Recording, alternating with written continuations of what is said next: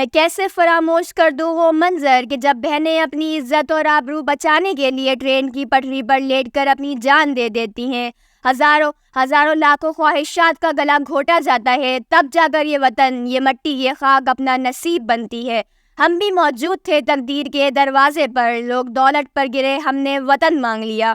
مگر صدر علی وقار، آج تو یہاں یہ حال ہے جہاں عزتوں کے لٹنے پر بھی حاکموں کا من اپنی کرسی پر اٹکا ہو، جہاں 3 پیس سوٹ پہنے شخص کی عزت ہوتی ہو اور غریب انسان کو دھتکار دیا جاتا ہے، جہاں سانحۂ کوئٹہ میں گرنے والا لہو کا قطرہ، شہر قائد کی فضاؤں میں پلتی ہوئی موت، جہاں ہر جانب بے بسی، بے حسی، مایوسی، آنسو، درد، کہ اچانک میرے ضمیر کو ایک آواز جھنجھوڑتی ہے۔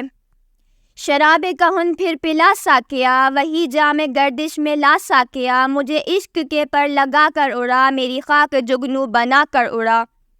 مایوسی، نا امیدی، ناکامی کے درمیان روشنی کی ایک کرن دکھائی دیتی ہے۔ پھر مجھے دکھائی دیتا ہے کہ ہاں، ابھی اس وطن کی کوکھ بانز نہیں ہوئی ہے۔ اس وطن نے ایسے جانبازوں اور سپوتوں کو جنم دیا ہے جو PNS میدان میں اپنے سینے پر تو گولی کھا لیتے ہیں، پر وطن کی عزت کا سودا نہیں کرتے۔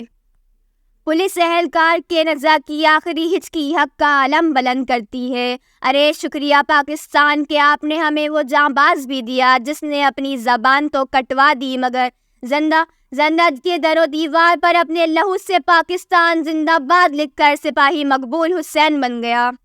شکریہ پاکستان کہ آپ نے ہمیں 17 سالہ اعتزاز حسن دیا، آپ نے ہمیں پرعزم 6 سالہ ابن شہید اظہر دیا، جو آج بھی سینہ تان کر کہتا ہے کہ میں بھی اپنے بابا کی طرح پاک فوج میں جاؤں گا، یہ جان بھی دھرتی ماں کے سپرد کر کے اپنے سینے پر پاکستان کا پرچم سجاؤں گا۔